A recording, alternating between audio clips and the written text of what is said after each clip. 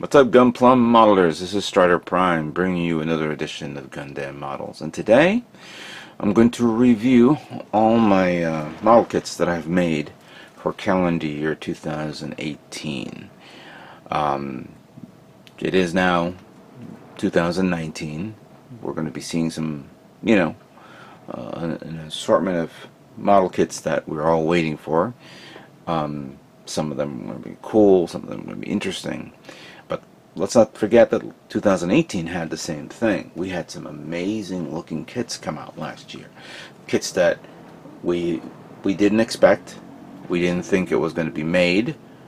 Hell, we didn't, nobody knew that some kits were going to come out as P Bandai, and unfortunately, even though it was a little expensive, a lot of people enjoyed them. Unfortunately, I did not buy none of these kits. I bought some that was dear to, that hit me right here in the heart, that I said, oh really, I like this one, I can't wait to build this. And that's the whole purpose, was to build kits that are new, build kits that are old, and see what they are. And it doesn't have to be Gundam, it was other lines as well, lines of series as well that I enjoyed building. I didn't build that many kits in this year. I feel like I didn't, like previous years, and that I would blame that on a certain kit that took up a lot of my time, because I was saying, let me do this right, and I was doing it right, but I didn't get a chance to finish it, and I'm hoping to finish it this year. We'll talk about that soon. And we're going to explore each one of these kits, and I'll give you my thoughts on what they were and what they meant to me, and we'll go down memory lane for 2018. So let's begin with the first kit that I started in last year. So the first kit I started working on for 2018 was, of course, the kit that came out in 2017, and that was the 1/60 scale perfect grade Exia from the 00 Gundam animated series. This, of course, was a very, very unique and interesting build, to say the least. I was impressed with its overall workmanship and its design. It looked really nice. I kind of caved in and bought it because I said, you know what, I want to build it. I really wanted to build another perfect grade kit, but I was a bit surprised that Bandai was going to go through this, make the Exia. Also, I was like trying to figure out, what would Bandai do to outdo itself with its perfect grade Unicorn, and sure enough, Exia was the perfect choice. Not only the fact that it has more lighting, and to say the least, maybe, but now the lighting effects can change to different colors. What I'm using is a different light source that came from Bandai. This is actually a light source that I purchased from Samuel Decals, which, to tell you the truth, lasted a lot longer than 5 minutes, but I'm not complaining about that. Also, when I started working on this kit, I definitely wanted to build it and turn it into Trans Am mode, and it took me a long time to find the right shade of pink, or hot pink, and using a color known as rose gold by a company which I don't remember right now, I was able to pull it off with a combination of bloody red for the replacement of the blue, some metallic orange for like the yellow areas, and metallic red for some red parts as well. This came out amazing, to say the least. I wanted to make it Trans Am, but I wanted to make it Trans Am done right, and so far I think I've pulled it off. There is a bit of an error here and there that I forgot, but you know what, it doesn't matter. I brought this to Mosquito Con last year and it did not win, but it did raise a few eyebrows, and I'll have to say that I'm so far the only one that I think I am the only one on YouTube and anywhere that has made this a Trans Am. colors. And Bandai has yet to come out with a Trans Am version of the Exia, but that will change. We may hear it soon, or maybe not. But let's just say that I'm impressed with this build, the paint job, and I hope you guys liked it as well. The next kit I started working on was the 1/1000 scale Andromeda from the Space Battleship Yamato 2202 animated series. I really liked this ship when it first came out, and it brought back a lot of fond memories when I did see this for the first time. It is a very sleek ship. It's expensive, yes, it is, and I'm not gonna deny the fact that it isn't. But with the cool features of the lighting and the engines turning on and the sound effects, you cannot deny the fact that this is really nice. When I started working on this, I said, you know what, I'm definitely going to give it the pre-shading look to it, and it came out right. Pre-shading came out amazing. Plus, people, not surprisingly, not many people did this.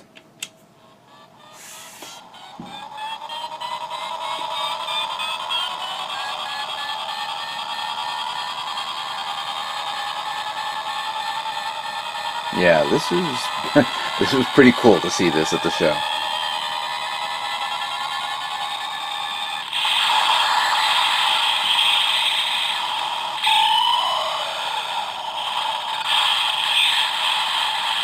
There we go. Just obliterate everything in front of it.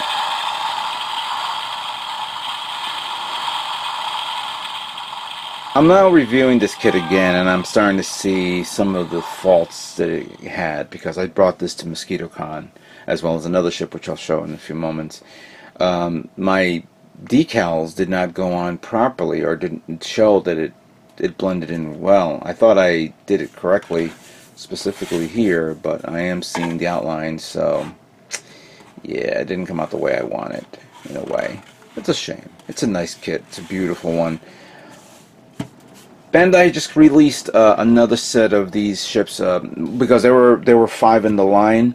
One was a blue color, the other one had this weird flight deck in the back type thing, and now there's a another Andromeda ship that came out, which comes with the parts, so you could either, you know, make it either or. You don't have to buy an individual ship. So I don't know why they did that, but you know, whatever. It is a great mold, and it's very.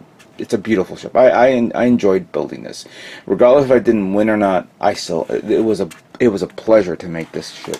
And for any Andromeda fans or Space Battleship Yamato 2199 or 2202 fans, please buy this and enjoy building this. So the next model kit that I started to work on was the GM Sniper Custom Master Grade. This was a kit that came out in 2017, and at the time, many people were, I had like a couple of GM kits, and I said to myself, oh, let me start making some GM Master Grade kits. I did like a survey of anybody. I was asking everyone, which kit should I make? Should I make the Sniper Custom? Should I make the GM Command or anything else? Everybody suggested I did this. And I had the colors and ideas laid out in my head. I used some very good pre-shading here and there that came out well. The color tone, the separation of the colors and specifics, that was fine. And I think what gave it, and then I gave it a little bit more unique detail to it by adding on metallic photo etch parts. Specifically here, which is a little bit bent there, that's fine, by the knees, here on the chest, these little clamp type things, on the back area, on the thrusters, just some here, you know, a little bit of details here and there. Gave it good two-tone colors of the weaponry, which came out nice. And what I think sealed the deal, which I really am enjoying, was the decals. I got these decals from Gundam USA Gundam store, but off the eBay page, and they went on so perfect. I was in love with them, and I can't find any more. They sell up really quick. I think ever since I started telling people better get this because it's really good, they are selling out of it because of me. I don't know if that's true or not. I don't care. Regardless of the case, the detail work came out amazing. As you can see here, I really this was another enjoyable build. Bandai has been like making their next generations of kits for 2018 far more easy to make, and this was a joy to make. So much so that I guess when I took it to MosquitoCon, I was able to get first place on this.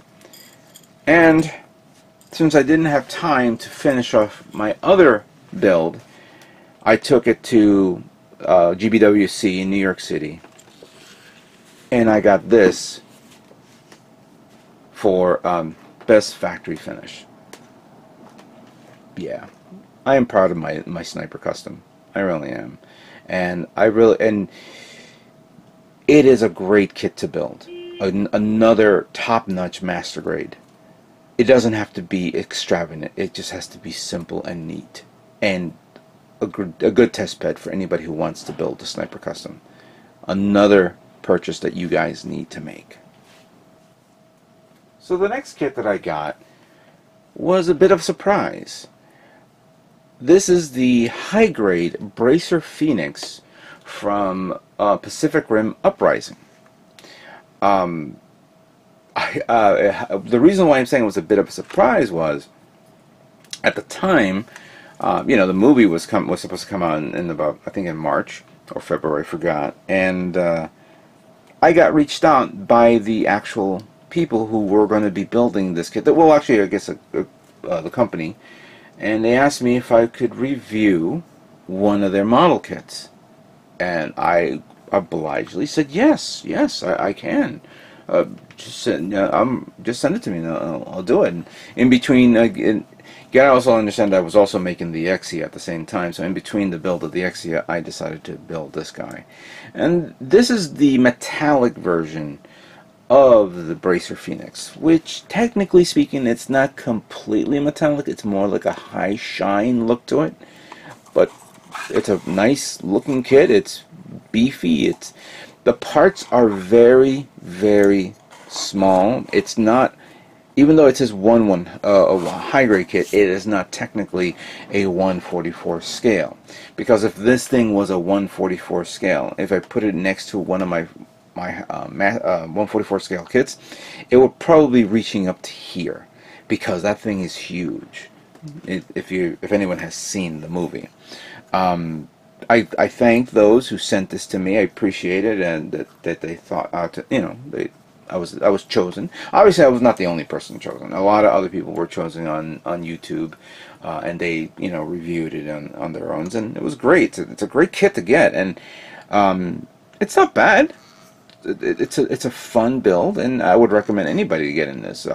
I was planning to get the Gypsy Avenger or the Obsidian Fury. And I believe there was another one, but I just don't remember the name. But either or, I like these kits. These are nice. And I thought maybe they'll make a bigger version of this, like they did with the Gypsy Danger, because there's a massive size Gypsy Danger version of it. But this is fine. This is cool. Maybe we'll see if they'll make another Pacific Rim movie, and we'll see some some cooler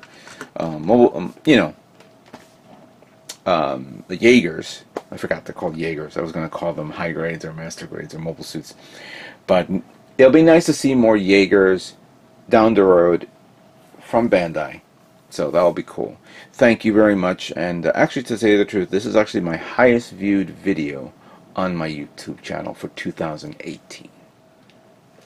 So the next build that I started working on was a kit that I got for free.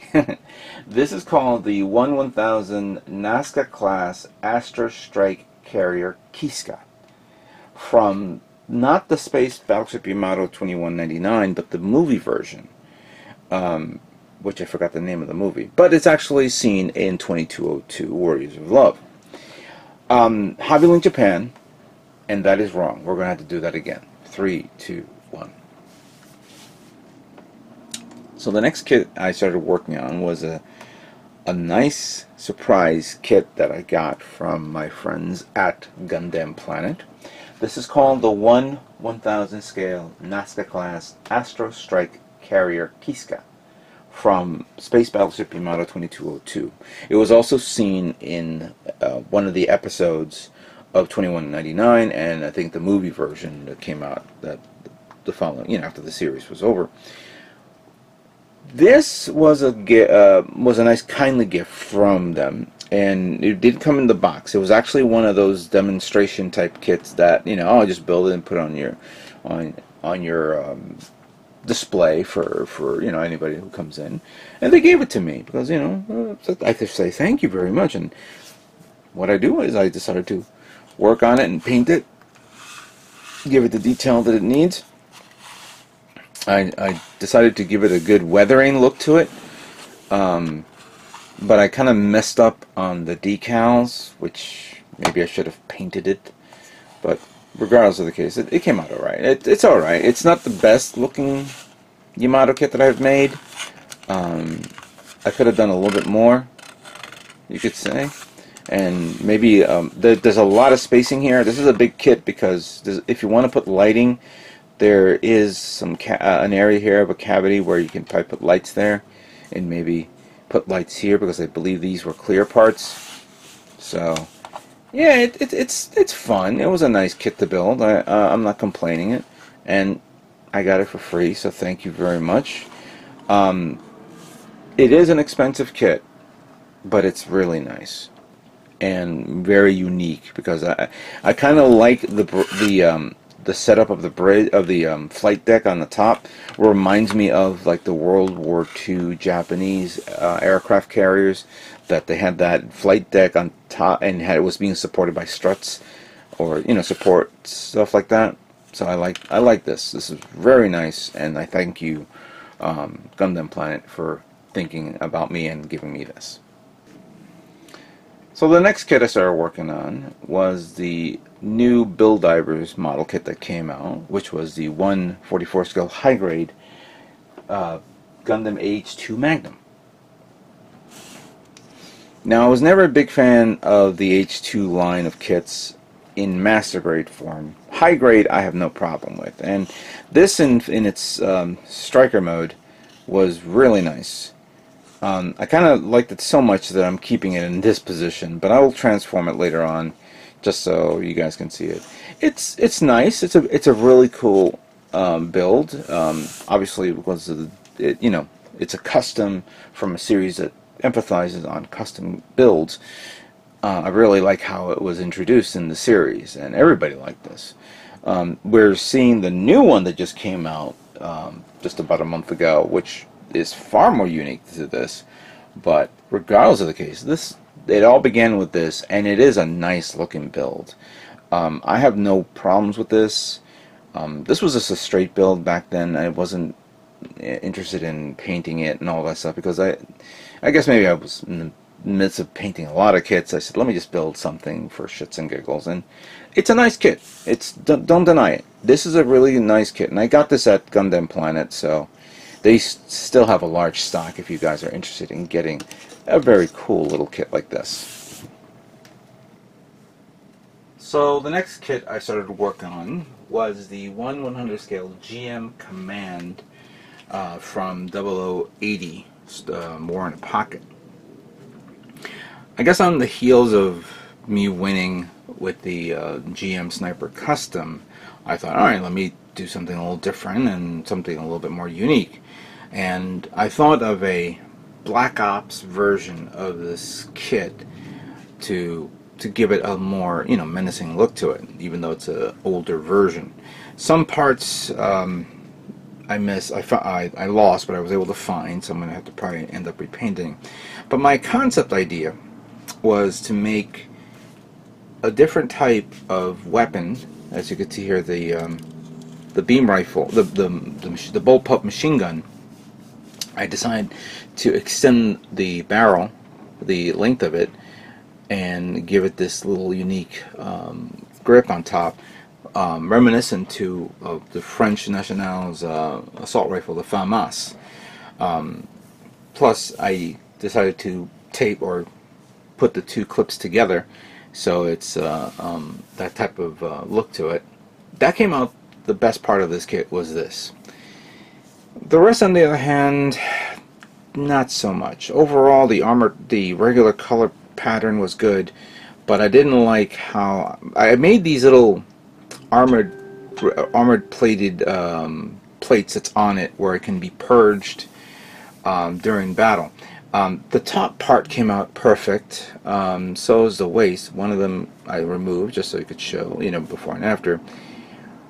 Not fond of how the bottom part came out because the legs was more of a angular and rounded version compared to a square version. And in all due fairness, it didn't come out the way I wanted it. I wish it did, but it didn't. I'm my own, critic in a way where I say to myself, "What the hell are you doing?" But I went with it. I tried it out, tried different techniques and ideas. These are things that, of course, during the course of a build, you figure out things, and you said, "Okay, this was great for one thing. This was not great for another." And I hope that helped me out with other builds in the future. Not my best build, but it was okay. I'll give it an A for effort, or maybe a B+. Now the next kit I started working on was actually technically a model, but it's more like a model / candy toy. It was the GFrame lines that came out last year, and I picked up a couple of them, or actually a box set, and I gave one as a gift to someone.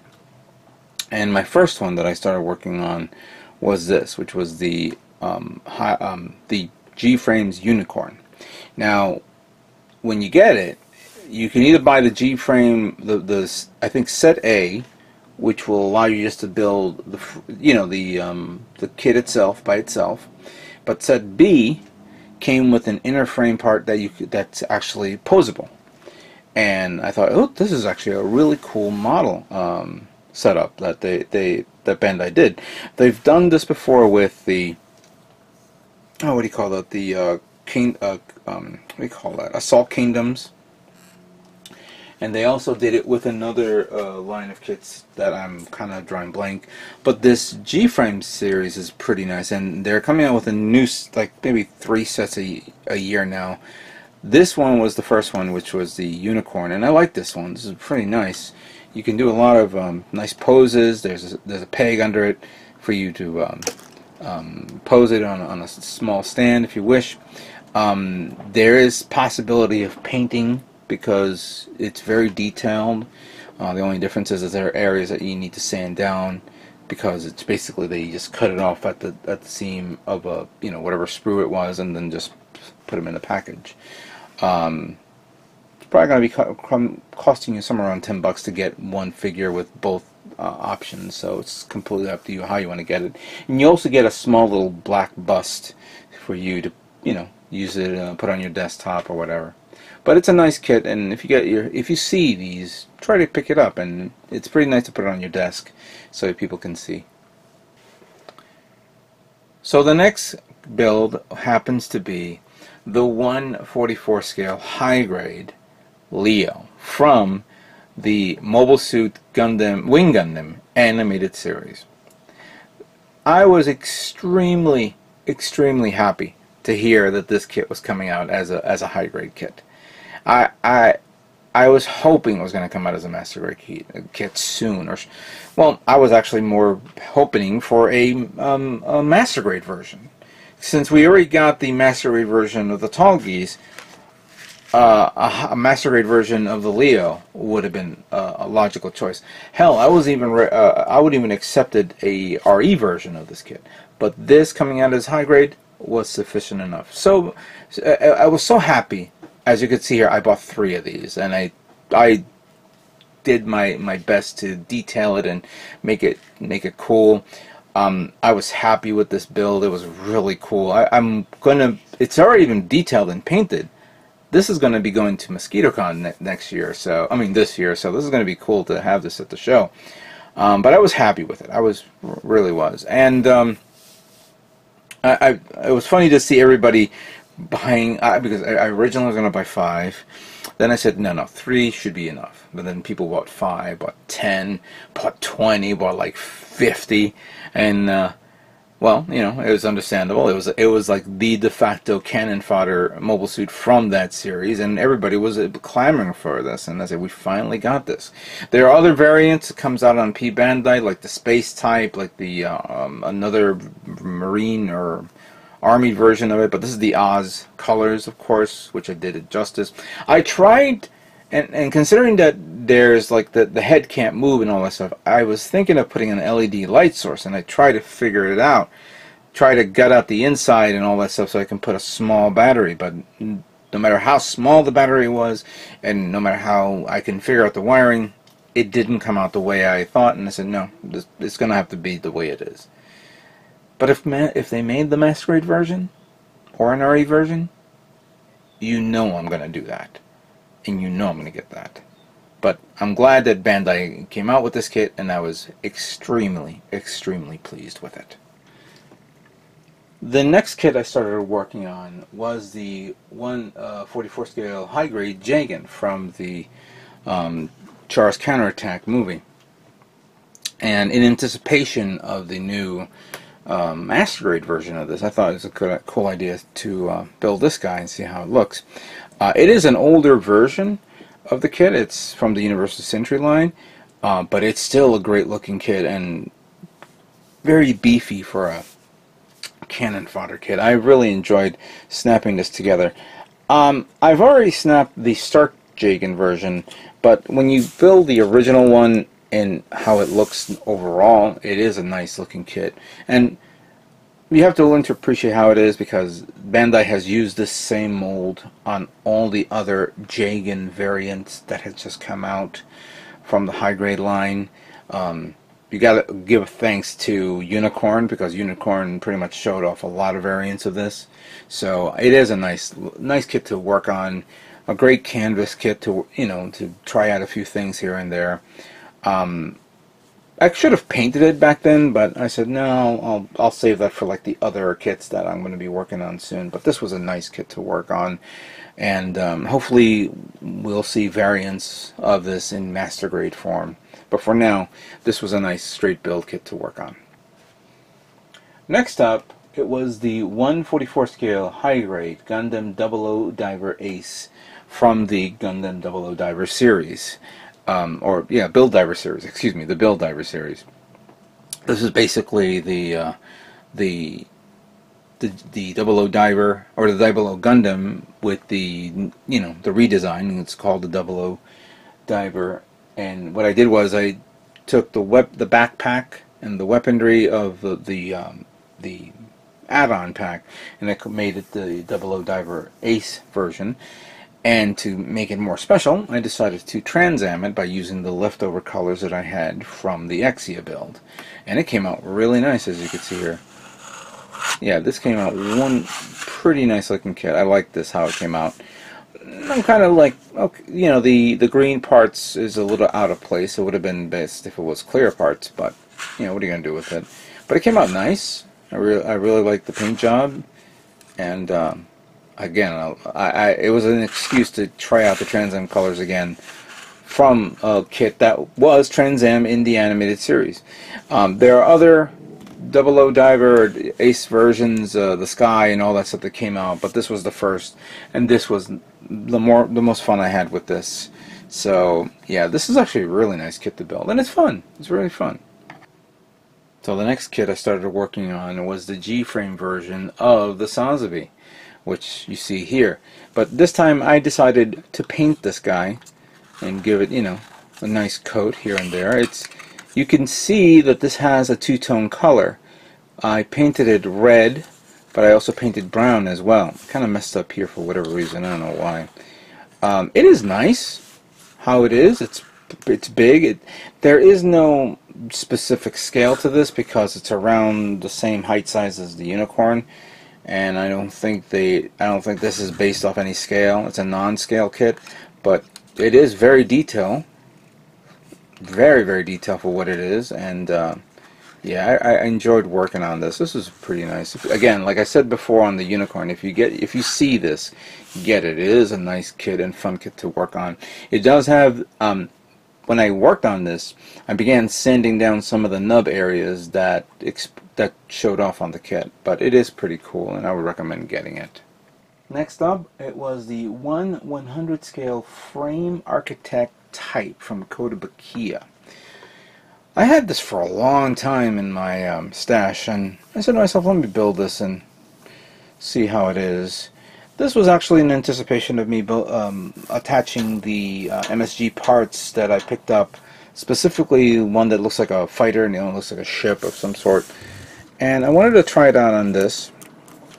I haven't worked on Exia kits in a while, and I said, let me just try this out because it was just a basic frame. This is actually a discontinued item because if you buy a regular frame arms kit, it comes with this already pre-built. I decided to build it the way it is, and it's a great, standalone frame on its own, and there's a lot of holes and parts that sections here that you can actually add on more features to it. And I'm hoping to try that this calendar year, 2019. But 2018, I said, let me just build this for the hell of it and see how it looks. It is simple, cheap, and nice. If you see it, get it. If not, so it's up to you, because it is a little tight in specific areas. So be very careful. My next kit was actually a quick custom build that I decided to work on. This is actually my Haro Custom build.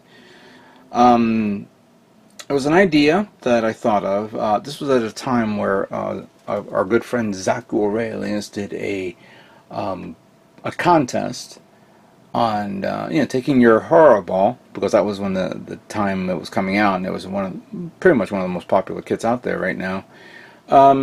And just paint it or customize it to whatever you wish. A lot of people pulled out all the stops with what they decided to do, and I said, let me think of something. And using my one of the Hymocks that I already pre-built, and I just cleaned up, and I decided to make this beast of a ball. Pretty fun to see how it came out, and allowed me to try a few paint tricks here and there, and using some paints that I wanted to try out. Decaling it, of course. Basically, you have two of the weaponry from the Hymock itself, the backpack of the Mark II, Bill Strike Mark II type setup with the guns. This was the what do you call it? The Northern Pod that I put back here as well. Yeah, I did a lot of crazy things here with this, and it was a fun little kit to work on. Yeah, you gotta do a little bit of a fun, build some fun little kits here and there, even if you don't win or not, just so you can broaden your ideas and try out different techniques. And this was pretty nice to work on. So my next build happens to be the real grade Senanju from the Mobile Suit Gundam Unicorn animated series. I never purchased the high grade version of the Senanju. I only got was the master grade.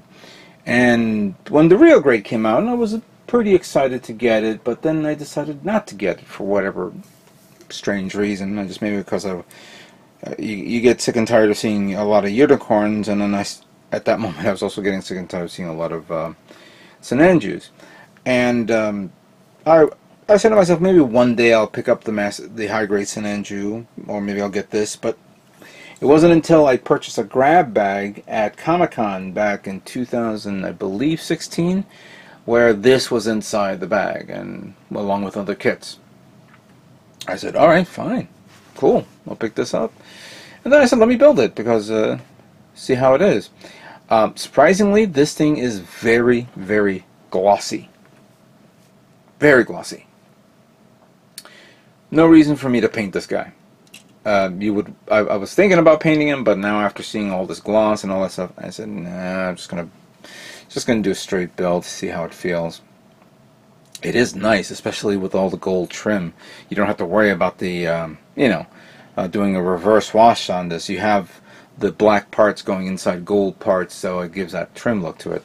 And I really like that shield, how it looks in the back right there. So it is actually one of my favorite Sananju builds to date right now. I wish the Master Grade version was more forgiving. When I built it a long time ago, I was not pleased with how it came out, with that on the paint job as well. But with the real grade, I'm satisfied with it, and it is a nice kit to get. If you do see it on sale, get it. It's beautiful. For the Sananju fans out there, it is a nice looking kit, so I wouldn't pass this up if you see it in the stores, like Barnes and Noble, or go to Gundam Planet and see if it's on sale there. So yeah, it's a very good kit. So my next build was something that I took with me on vacation, and that was the 144 scale real grade Zgok Charge Aznavour's version.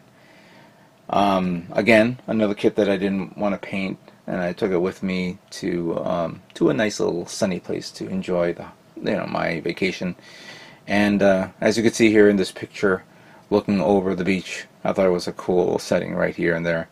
It's a nice kit to work on. I was a bit I should have built this a long time ago. I got this at Gundam Planet. It was one of those boxes that was damaged, and it would have been great to actually build that and paint that. I didn't know I had it in stock until I started looking through my old kits in my old boxes, and I found it. So I said, oh, okay, cool, I had this kit, I'll definitely work on it. It is a nice kit, to tell you the truth. You don't see that much mobile armor kits out there in the real grade line. It'd be nice to see, I don't know, like a high mock. No, not Hemok, excuse me. A Zgok or a Zog or Gog. I'm saying Hemok by accident, sorry. But this was great, and I was a bit surprised that the P Bandai version of the mass-produced version of this was out there, but whatever. It is a great looking kit to work on, and I really enjoyed it. Okay, so the next build was these little Mecha Collide ships. This is called the Kyra class Battleship, or Super Battleship. I don't know what it was referred to as, but it was a ship that was used in the Space Battleship Yamato 2202 animated series. You get a two set. You get the green one, and then you get a white one with blue trim. I decided to paint the other ship like a different color tone, but I was using my spray cans, and then I didn't realize that my spray cans was like very little paint, and it was like spitting out paint all over the place. In the end, I just sprayed out all I had, and it gave me this little Technicolor ship that you see here. Kind of reminds, of course, I mentioned this in the video. And you guys probably seen episode 1, so spoiler alert, I apologize. There's a scene where this ship comes into play. It starts firing, destroying all the enemy, all of our the Alliance ships, and then the Andromeda comes out of nowhere, fires its double-barreled wave motion gun. Every ship is destroyed, but this one is scarred and left adrift. So this is kind of reminiscent to the scarred version of that ship through that first episode. So in the end, it came out the way I didn't want it to be, but fair enough, looks good. It is very detailed, very nice. It's I think around $15 if you buy the 2 set, but maybe less than $10 if you buy a 1. I recommend buying 1 and take your time on this. This is great detail on this for this type of scale. And I have to say, if Bandai decides to make a 1/1000 scale version, yes. The next kit that I started working on was the 144 scale high grade Sananju Stein. This, of course, is from the new narrative series, Mobile Suit Gundam Narrative, NT Narrative, I think it is. That's coming out this year. But the Sinanju came out, which was beautiful. I gave it a good, like, grayish, darkest grayish color tone with some pre-shading here and there. Very good detail. Missing a part for the gun. And I tried to do the reverse wash on the emblems that you see there, because it comes with the custom sleeves from the movie. Didn't do a pretty good job with that. I tried to do the best I can. Maybe I could have done a better job hand painting it, but it is a nice kit and very well built and well done.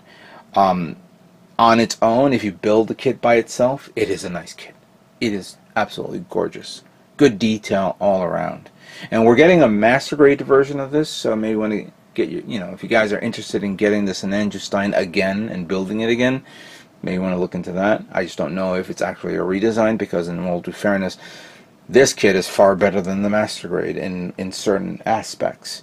But that's my opinion, and I don't know. It is a great kit, and I want to see more of the Sinanju in other variants. We did get a Sinanju variant from one of the Build Fighter series about a year ago, and you can get it as a P Bandai kit. But this one was very nice. I enjoyed every moment of it. I did not regret anything other than the sleeves. And I guess I'll have to say this: if we get a non-sleeve version of this, I'll try to replicate what I did with my master grade Sinanju. And the last kit that I worked on was the real grade 144 scale Sasuke from Char's Counterattack. Again, I have to say that Bandai has been doing top-notch work on their builds, on their construction, and this one was one of those kits that I had to say to myself, wow, this was an enjoyable build. Really nice. Top-notch. And completely different from the version Kotoki version of the Sasuke. I mean, I talked about this in my previous video. The master grade version and the real grade version are two totally different kits in many aspects. I was deeply surprised in detail, in overall look, in everything. Everything. I did everything I could with this, giving it a nice three-tone color, but I made a mistake with the Alclad gunmetal, which now I'm going to have to look into maybe repainting the darker parts, getting a better color shade, and I may have to somehow find a way to sand it down or clean it down a bit. But it is nice, and I bought decals for this, which I will be putting on soon, so you guys can see this. This was it's a good kit, expensive kit, but really good. I don't think I'm going to buy a real grade kit anytime soon. I know that we're getting maybe the new Gundam, which we are, to supplement this. But yeah, this was really nice. I really loved this, and it was one of those things that I was actually saying to myself, should I get another master grade version Kotoki Sasuke? But this will do. This will do, and it was a great kit to end 2018. And let us not forget my Gunpla Builders World Cup entry for 2018 that I did not get a chance to finish. The RX-78 Gundam Hyper Assault Pack Initiative, also known as the Gundam Happy, because it's happy. Yeah, I wish this kit was done in time, and I put it to the side because I need to redo this whole thing again.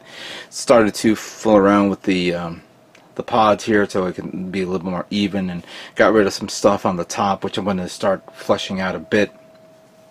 I'm going to rearrange the wiring, rearrange some of the supports a bit. It's strong enough as is, but I just want to make sure this thing doesn't pop out as always.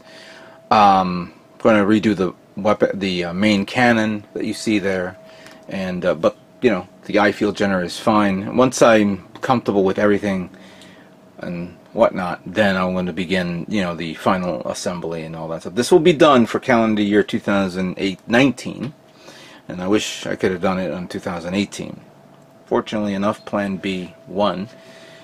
But it would have been interesting to see this at the show and competing against the likes of those who brought their kits as well. Congratulations to them. And I hope this year will allow me to finish this kit. And I will finish this kit. That's a given. That is a given. And here it is. All the Gundam and non-Gundam kits that I've made for calendar year 2018. We have 1, 2, 3, 4, 5, 6, 7, 8, 9, 10, 11, 12, 13, 14, 15, 16, 17, 18, 19, 20, 21, plus Happy there, which I cannot fit on this table. So 22, you could say, but 21. I'm actually counting this as one because I built the 3 kits, but yeah, they're each individual kits. So yeah, that's a lot of kits. I thought it was going to be a little less amount of kits, but I doubled up on, you know, a few things here and there. So yeah, a lot of kits and a lot of memories too. Thinking about how, you know, how everything turned out. A lot of kits came out perfect, a lot of kits did not come out perfect, and a lot of them were fun to build. A little frustrating, of course, but fun. And that's the whole purpose of my channel, just to have fun, to show all the cool and different techniques of me building my kits, trying new ideas or old ideas again, trying to, you know, keep up with the most latest version of, you know, the most latest version of a new kit, or work on an older classic kit that's been sitting there for quite some time. Actually, to tell you the truth, the only classic kit that I think I built was the Jagan. Nothing else. Everything was all new. All new within the past maybe 2 years.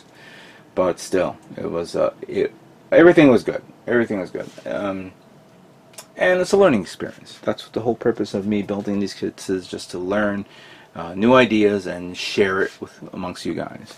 I hope you guys all enjoyed my builds from calendar year 2019. Maybe if you haven't seen them, please revisit my videos and check them out again. Comment on them again if you want, or maybe if you have thought of some better ideas or new techniques that you've done on your builds, please share. That's the best thing about this channel, is I like everyone to share their ideas, share their concepts, share their thoughts, both, again, negative and positively. But yeah, everything's cool here. I'm going to put all these kits away, but I'm going to take one final photograph to share it in my channel and on my Facebook page. And we'll clear the table in anticipation for the new builds for 2019. With that being said, I'd like to thank everyone on Facebook and YouTube. Thank you again, and stay tuned for more Gundam models yet to come. You all have a great day.